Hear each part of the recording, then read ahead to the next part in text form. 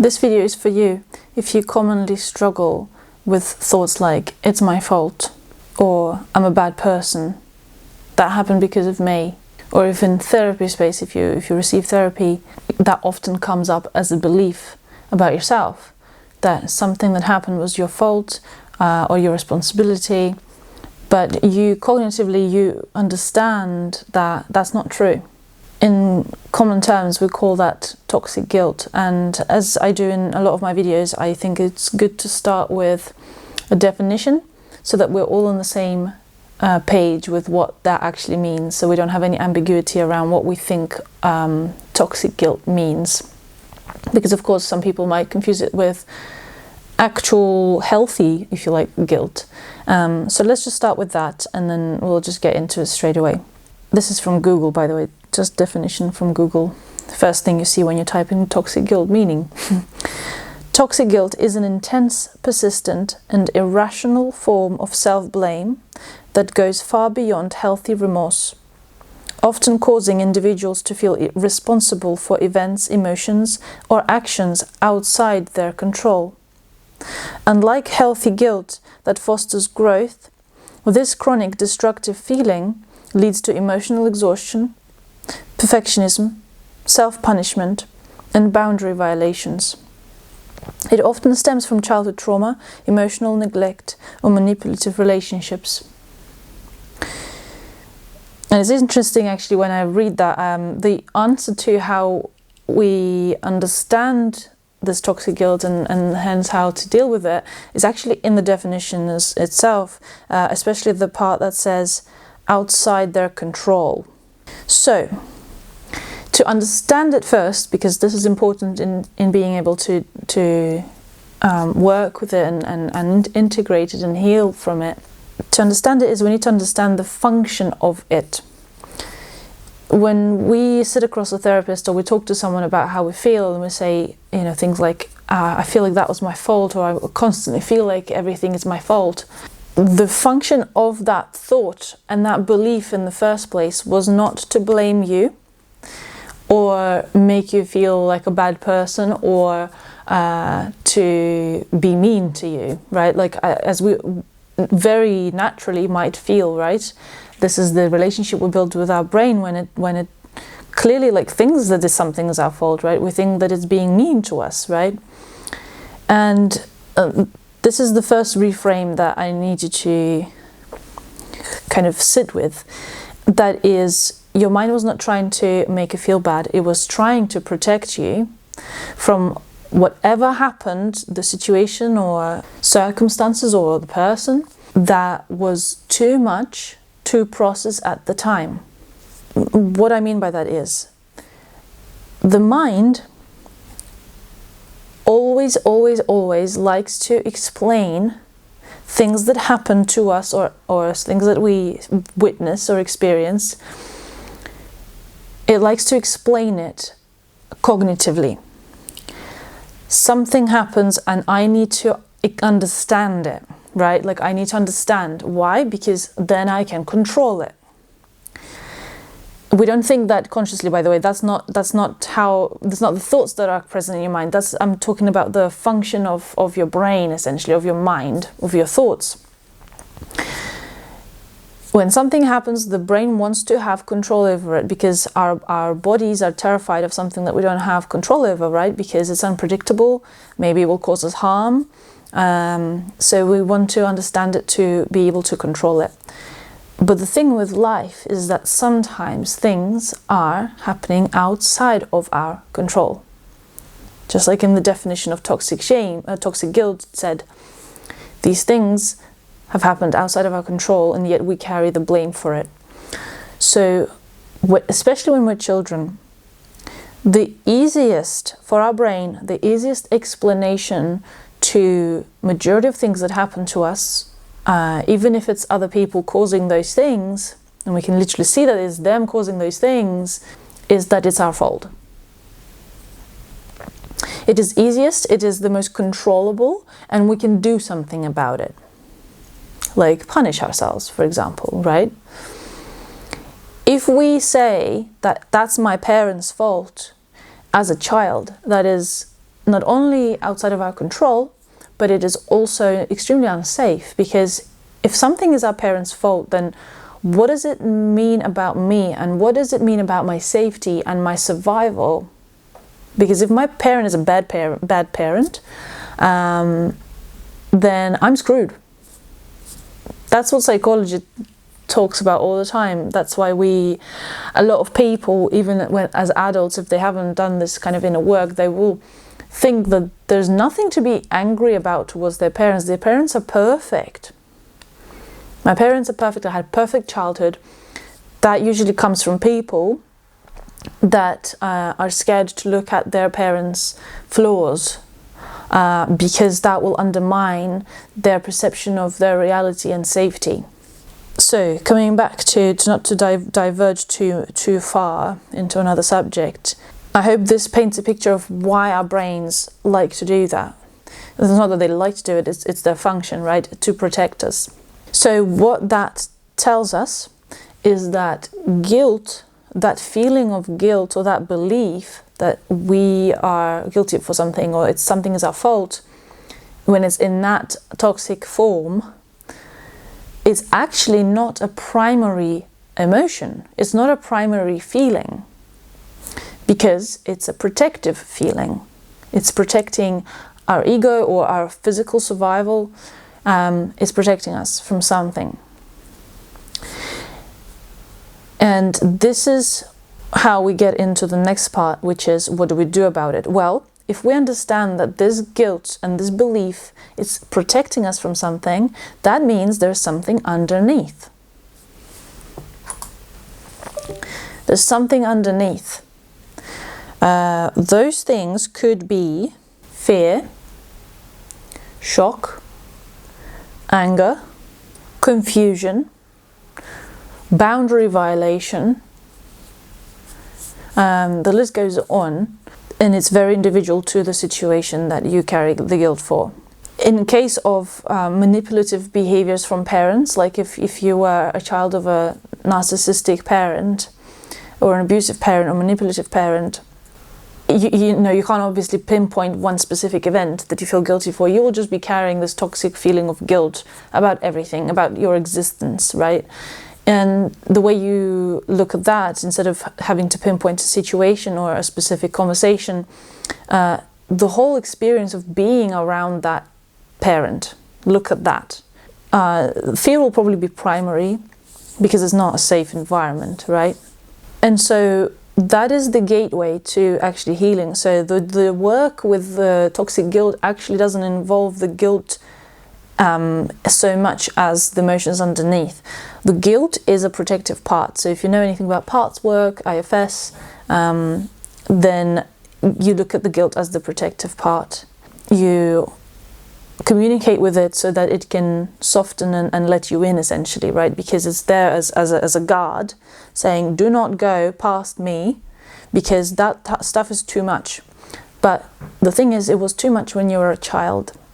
And of course, if you don't know anything about resourcing, if you have never done it, if you don't feel safe in general in your experience, in your body, first of all, go and check out the resourcing video I made on my channel to familiarize yourself with it, if you've never even heard of the concept.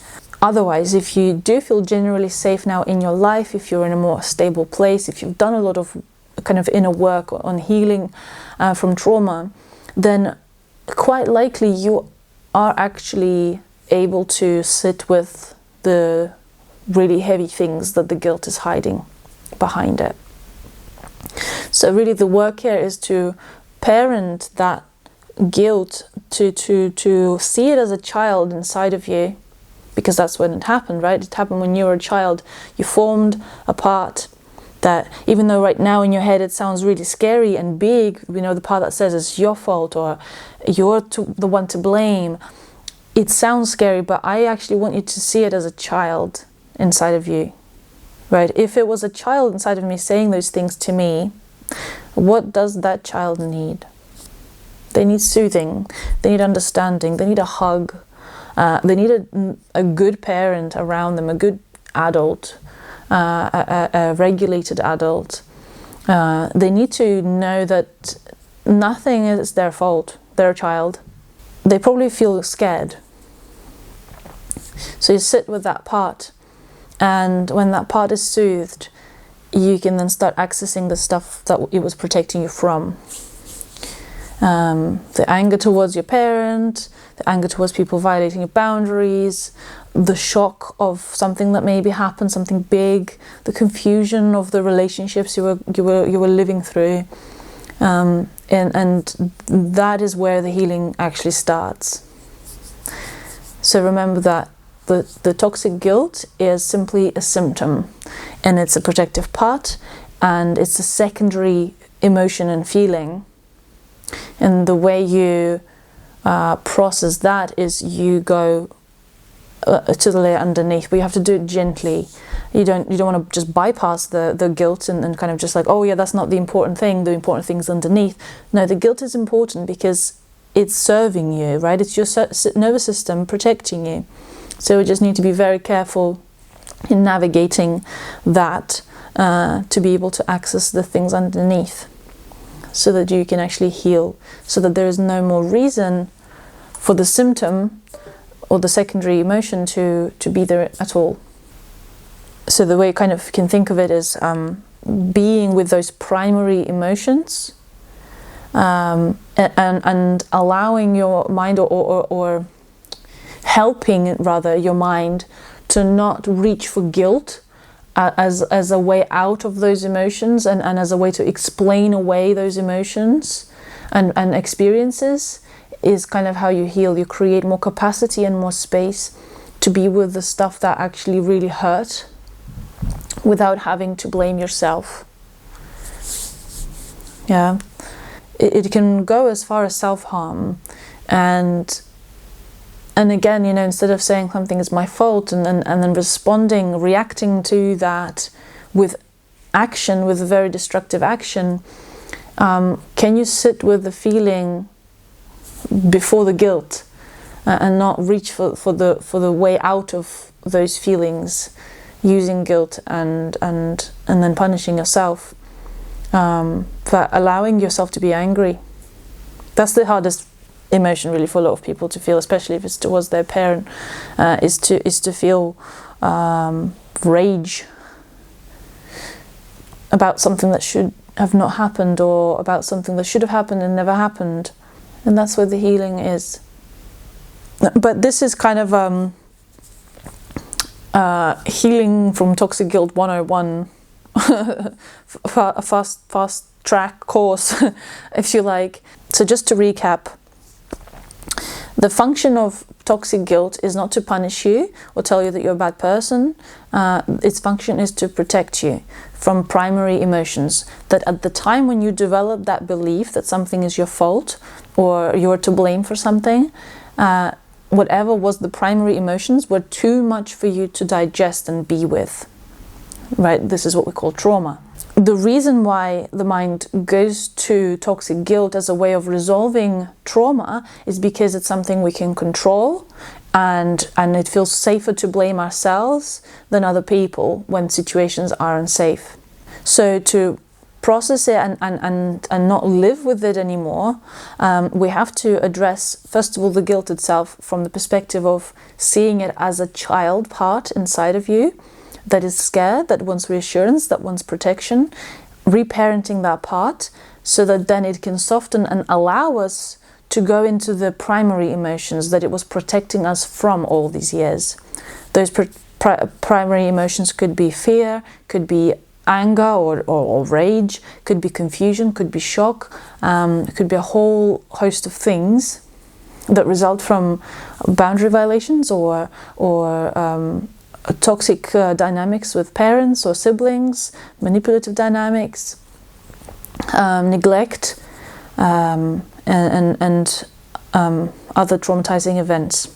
And as long as you can, the more you can be with those primary emotions and feelings without reaching for the thoughts of the belief of it's my fault and I'm the one to blame and I need to punish myself or I deserve punishment, the more you can be with those primary feelings, the more capacity you develop to be with them, the more space you give them, the more they integrate into your experience, the quicker you're able to digest them, and the quicker the healing comes.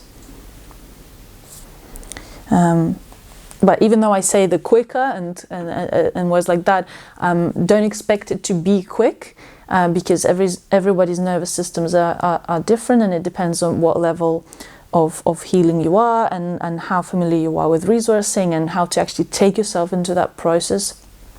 So just because I say it's quicker doesn't actually mean it will be quick, because growing in capacity can take some time.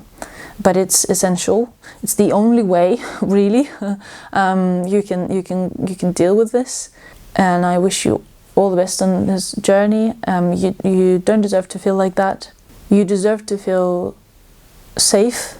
You deserve and deserved as a child to feel protected and secure. And you deserve to have adults around you that could take responsibility for their actions, that could be held accountable, and that should have been nurturing people and regulated adults. You deserve that, but of course, life being life, for a lot of us that wasn't the case, and sometimes it is not the parents' fault themselves, but it doesn't take away from the fact that every child deserves to have that. I hope you can move through this in your own time, but with simple steps, regular steps towards loving yourself and reparenting yourself. I hope you can get there soon enough. And as always, if you need any support through this, I'm a somatic practitioner. I'm trained in embodied processing, somatic therapy, and you can see my testimonials in my Instagram page, in my story highlights, and also on my website.